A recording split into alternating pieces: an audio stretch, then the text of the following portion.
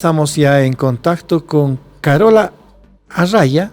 Ella es directora de lucha contra la trata y tráfico de personas. ¿Sí? Vamos a hablar sobre las estadísticas, sobre la trata y tráfico de personas en Bolivia, gestión 2023. ¿Cómo hemos terminado?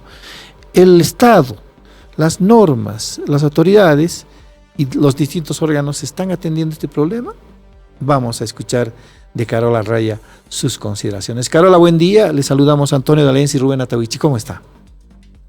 Buenos días. Un gusto saludarlos, Antonio, Rubén. Un gusto para mí estar en el programa. A través de ustedes, un saludo cordial a todos los que escuchan y se informan desde la mañanita con la radio, con la razón. Sí, hay mucho que informar. Definitivamente tenemos en primera instancia, coordinación a través de diferentes espacios, si se puede decir. Primero, el Consejo Plurinacional, que se constituye en uno de los el principal espacio de coordinación, de toma de decisiones, etcétera, y por nuestro lado como Ministerio de Gobierno, nosotros teniendo la rectoría en la lucha contra el delito y los delitos transnacionales, entonces la lucha contra la trata de personas es una obligación que corresponde dentro de todas las acciones, las medidas que se deben tomar. De hecho, la ley 263, ustedes conocen, ha sido la que ha formulado, la que ha creado la dirección que hoy dirijo, y esta dirección pues tiene específicamente ese mandato, la lucha contra la trata de personas a través de diferentes mecanismos, la prevención, la persecución del delito y la sanción del delito, y la atención y la protección a las víctimas. Entonces, bajo estas tres miradas es que se llevan adelante diferentes acciones. Ustedes saben que el día de ayer han sido presentados por el viceministro de Seguridad Ciudadana los resultados de la gestión 2023 en todo lo que corresponde al área de nuestra acción. Eso significa seguridad ciudadana. Dentro de seguridad ciudadana tenemos trata de personas. Lo más importante que uno quiere saber y uno quiere escuchar son los datos, son las estadísticas. El Observatorio Boliviano de Seguridad Ciudadana y Lucha contra las Drogas ha emitido un primer informe, todavía es preliminar en el caso de trata de personas. Todos se preguntarán por qué, y aquí yo aprovecho el espacio para mencionar la estadística que se lleva adelante de trata de personas. Es sumamente complicada por una razón muy importante. Y es que en primera instancia, cuando una persona desaparece, cuando va a la policía, un familiar, y reporta a una persona desaparecida, se inicia inmediatamente un proceso de búsqueda y en el caso en que tengamos niños, niñas, adolescentes o que realmente se reconozca o se prevea un peligro contra la integridad de esta persona que ha desaparecido, inmediatamente se activa una denuncia en el Ministerio Público. Y todas estas pasan a ser denuncias no de personas desaparecidas, porque la desaparición de personas no es un delito per se. Entonces, la denuncia es trata de personas. Sin embargo, y déjame darte un dato, Rubén, el 2023 se han reportado en total a nivel nacional 3.409 casos de personas desaparecidas durante toda la gestión. Ese es un número grande, es realmente un número enorme. Sin embargo, de estas 3.409 personas, 2.924 han sido encontradas, han retornado a sus hogares, es decir, más del 80%, tenemos un alto porcentaje de personas que aparecen, que son encontradas por la policía luego de un periodo de investigación. Estamos hablando de los 2 días, máximo una semana, en que estas personas son encontradas y vuelven a aparecer. Y existe 485 casos, de todos ellos que todavía continúan en investigación, entre varias. Estos datos han sido ofrecidos hacia los últimos días de diciembre, por lo tanto, ahí es donde tenemos el principal problema de la estadística de trata de personas. Entonces, por eso es que se demora siempre en poder obtener y limpiar toda esta base de datos dentro del Observatorio Boliviano, porque muchos de los datos presentados, tanto por Fiscalía, estas estadísticas que son presentadas de cierto tiempo, y incluso los datos del observatorio, pues contienen en sus estadísticas de trata de personas, estadísticas de personas desaparecidas que en muchos de los casos han sido encontradas, ¿no? En el caso de el observatorio, en los datos preliminares, el 2023 cerraba con 871 casos contra 724 del 2022. Entonces, simplemente a números fríos, podemos decir que tenemos un incremento de estos datos. Esto debe ser un motivo de análisis. En primera instancia, es atribuible a esta primera explicación que les menciono sobre las estadísticas de personas desaparecidas. Muchas de estas denuncias son de personas desaparecidas que incluso han retornado a su casa. Segundo, tenemos también este problema de las personas que salen, problemas familiares. Normalmente el entorno familiar violento, violencia familiar es uno de los principales factores de riesgo para que niños, niñas, adolescentes principalmente salgan de sus casas y se expongan o se conviertan en una potencial víctima de trata de personas. Esto es un tema que hay que hablarlo, hay que mencionarlo. Y en tercer lugar, las redes sociales. Las redes sociales, las plataformas digitales, juegos en línea, Facebook, TikTok, WhatsApp, etcétera, son plataformas que en definitiva se han convertido en espacios donde es muy fácil captar a menores, donde es muy fácil tener amistad con las personas, ofrecer cierto tipo de, no solo trabajo, sino más bien amistad, confianzas, entre comillas, construcción de relaciones amistosas que en muchos de los casos para los jóvenes pueden representar mejores relaciones personales que las que tienen en su entorno. Entonces, todos estos factores son importantes para poder explicar en el momento de mirar la estadística y cómo respondemos ante estos factores, ante estas respuestas que encontramos sobre las estadísticas, y eso es lo importante, eso es lo que hemos presentado ayer.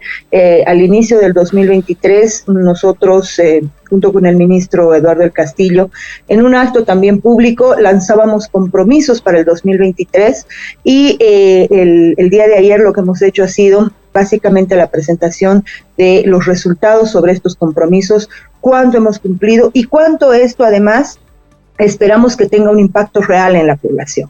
Entonces, ahí, bueno, tengo que decir que hemos intentado cubrir las áreas de acción. Primero, el poder entrar a las redes sociales, el poder tener respuestas para explicar el comportamiento de los niños, niñas y adolescentes en los espacios digitales, el poder tener un acompañamiento al fortalecimiento de las capacidades de los servidores públicos policiales.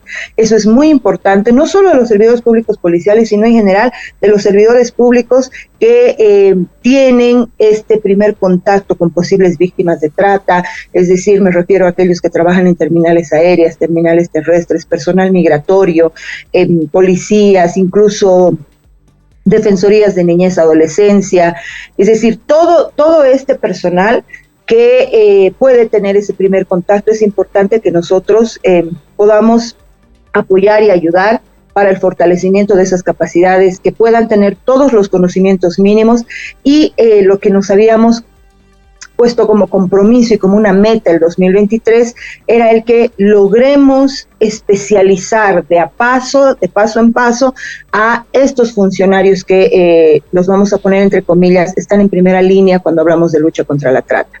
Carola. Entonces, adelante. Sí, Leva, para que sigamos con el relato, ¿no? Si es posible tener, o está en la estadística más o menos el rango de la edad de estas personas que desaparecen, ¿en qué rango de edad están más o menos? Y luego nos decía que el 80% aparece, ¿no? Después de 3, 4 o una semana aparece. ¿Cuál será el destino del restante 20%? ¿Se sabe también? Sí, bueno.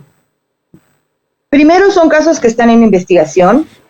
De estos, muchos casos son desestimados. Cuando Fiscalía lanzaba estos números hace aproximadamente unas 2-3 semanas atrás, nosotros pedíamos que Fiscalía también pueda presentar los datos de todos aquellos casos que son cerrados, que son desestimados, porque eso nos pueda brindar una mejor comprensión de estos números que, claro, cuando uno ve los números fríos, de repente no se los puede explicar de la mejor manera, o más todavía, uno tiende a pensar que estos números son específicamente sobre trata de personas. Entonces, ahí tenemos, por ejemplo, casos que se han desestimado, que se han cerrado, primero porque la persona ha aparecido, segundo porque puede que haya sido tipificado como otro delito.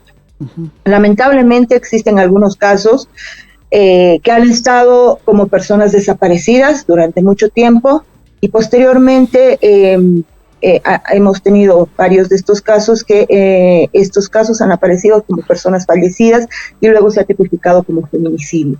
Entonces deja de ser trata de personas, han pasado a feminicidio, cambio de fiscalía, cambio de proceso investigativo, etcétera. Por lo tanto, es lo que a las estadísticas de trata de personas, ha habido una nueva tipificación del caso. Uh-huh. Por otro lado, existen casos que han sido desestimados y cerrados porque la persona ha sido encontrada.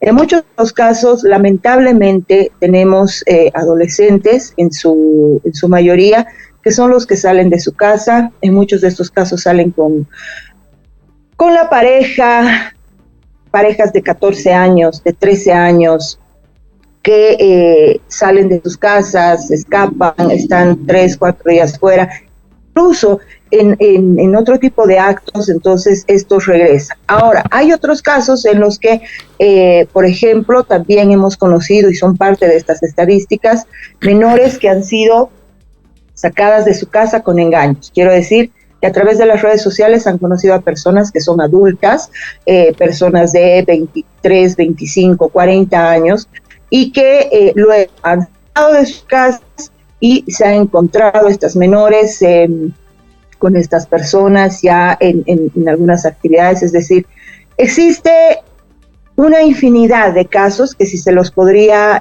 individualizar uno por uno, pues podríamos tener una explicación. Pero aquellos otros que todavía se encuentran en investigación, son lamentablemente esos casos sí, podemos tipificarlos como, o bueno, podemos mantenerlos dentro de la estadística de trata de personas, y son casos que se encuentran en investigación desde el Ministerio Público. Ahora, Carola, yo quisiera insistir con estos casos de desaparecidos y encontrados. 3.409 personas desaparecidas, 2.924 encontradas. ¿Cuál es el fenómeno? Desaparecen muchos adolescentes, se van a veces con su enamorada o con su enamorado, y en el caso que nos cuenta también me parece novedoso que en algunos ocurre que las desaparecidas son víctimas de feminicidio. Entonces, ¿cuál es el fenómeno? Se denuncia mucho la desaparición y luego aparecen estas personas. Bueno, dentro de para mostrarte un poco dentro de el contexto en el que se da una persona desaparecida, cuando uno va a la policía y pone esta denuncia, la policía recoge algunos datos de las preguntas que realiza a los familiares, y eso es en las circunstancias en que ha desaparecido la persona, que ha salido de su casa, qué contexto existía en ese momento. Ahí por lo menos, podemos decir que aproximadamente 2.000 de todos esos casos existían problemas familiares, 899 de ellos tenían adolescentes, niños y niñas con problemas de conducta. ¿Qué significa esto? Cuando decimos problemas de conducta, que no era la primera vez que desaparecía, que habían salido ya de su casa con anterioridad. Estos 2.000, más de 2.193, por ejemplo, que obedecen a este entorno violento, a casos, problemas familiares, no necesariamente violencia física, pero sí entornos que pueden significar problemas, etcétera, es una de las principales causas por lo que los menores salen de sus hogares. problemas sentimentales, que son aproximadamente 250 de todos estos casos.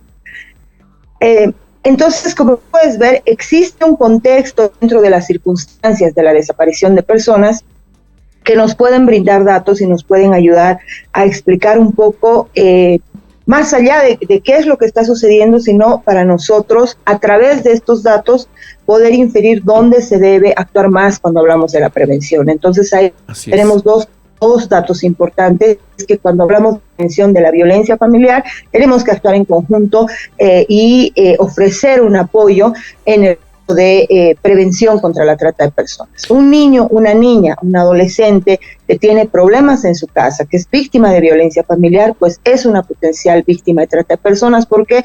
Porque además, si tiene un acceso ilimitado a las redes sociales, puede con estos problemas, con esa incluso baja autoestima que se genera producto de estos tipos de violencia, entonces lo que sucede es que estas personas, tratantes, agresores, que logran tener contacto con ellas, pues logran ganar esa confianza de manera mucho más rápida, mucho más sencilla. Personas que tienen necesidad de una confianza, una persona que les pueda brindar una seguridad, y es más fácil que estas personas puedan salir de su casa. Carola. Entonces, ahí es donde se debe incidir muchísimo dentro de estas políticas. Sí, yo insistía con la pregunta porque quisiera desmenuzar un poco esas cifras, como acaba de hacerlo usted. ¿Para qué? Para entender exactamente cuál es la cifra, el dato numérico de personas víctimas de trata y tráfico específicamente.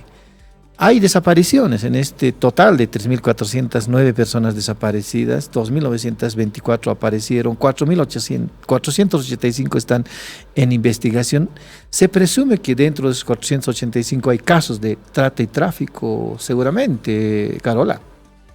Claro, los datos de trata y tráfico en realidad que ya son preliminares que ha ofrecido el observatorio es mayor a estos 485. ¿no? Estos datos nos dicen que el 2023 cierra con 871 casos de trata. Ahora, seguramente en estos 871 tenemos muchas de estas personas desaparecidas que han iniciado con un proceso, con una denuncia de trata de personas, y que bueno, este proceso ha sido desestimada, pero sin embargo son parte de este número, de este dato. Ahora, de estas 871 personas, 649 corresponden al delito de trata de personas en específico. 121 corresponden a pornografía, proxenetismo 35 casos, tráfico de personas 56 y violencia sexual comercial 10 personas. Es decir, ese número además, cuando estamos hablando ya del delito, puedes tú desmenuzarlo de la manera en que te acabo de mencionar. ¿Qué pasa cuando decimos pornografía? Ustedes han escuchado en los medios de comunicación que muchas personas han sido aprehendidas por el delito de pornografía. En este caso, bueno, se acusa a una persona, se aprehende por el delito de pornografía, por haber utilizado material que haya sido además obtenido ilícitamente, y en el caso de, en los últimos casos, ¿qué es lo que se ha conseguido? A través de las redes sociales, te repito, pueden ganar la confianza, solicitan fotografías, etcétera, o incluso cuando ya tienen una relación personal, abusan de esa confianza con el uso de fotografías en relaciones íntimas, como si ahí son utilizadas para pornografía. Eso significa, es material, uso, producción, utilización de material de abuso sexual. Entonces, en este caso, ese es el delito, son 121 personas que han sido aprehendidas por este caso. Bueno, el número de aprehendidos puede ser mayor, pero son 121 casos que corresponden a pornografía. Proxenetismo, 35, que estos son delitos conexos a la trata de personas, y violencia sexual comercial, aquí 10 personas. Esto significa que hay menores que han sido encontrados, lamentablemente, en situación de explotación sexual comercial. Entonces, estos 10 casos corresponden a aquellos, y el tráfico de personas, que conocemos es un delito diferente. El tráfico de personas normalmente, principalmente el que se produce en nuestras fronteras, personas que están trasladando por nuestras fronteras hacia otros países a migrantes. Este delito en este caso tiene 56, un número de 56 dentro de estos 871. Ahora, Carola, es cierto, los números, como solemos decir con Rubén, siempre son fríos. Interpretarlo, sí, por supuesto que ya tiene un mayor sentido, pero más allá de todo esto, Carola, ¿cuáles serían las lecciones que les dejan estas cantidades y qué habría que hacer mirando hacia adelante?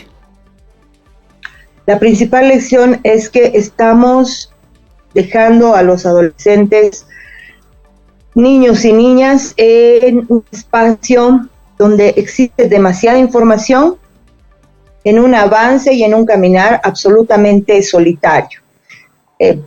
Esto posiblemente pueda ser por falta de acompañamiento, que no necesariamente sea porque los padres no realizan ese acompañamiento porque no quieren, sino más bien porque primero existen muchas brechas en el uso de la tecnología entre padres e hijos. Mientras los padres tienen relativamente un buen manejo de las redes sociales, de las plataformas digitales, los hijos están mucho más avanzados, mucho más adelantados en la utilización de estos instrumentos. Por lo tanto, ahí tenemos un principal problema. Segundo, el poco tiempo que posiblemente puedan tener los padres para realizar este acompañamiento, pero sí, lo primero que se ha identificado es que la utilización de las plataformas digitales de parte de niños, niñas y adolescentes, lamentablemente no tienen el acompañamiento parental. Entonces, para eso tenemos que tener una respuesta inmediata. Nosotros estamos en la construcción en este momento, esperando que inicien las clases nada más, de un diagnóstico que nos permita encontrar estas características del uso de las plataformas de parte de adolescentes y jóvenes, niños y niñas, cuáles son las principales plataformas que utilizan, cuáles son estas prácticas de riesgo, además, que suelen llevar adelante ellos, pero también cuál es la caracterización del acompañamiento parental en la utilización de las redes sociales.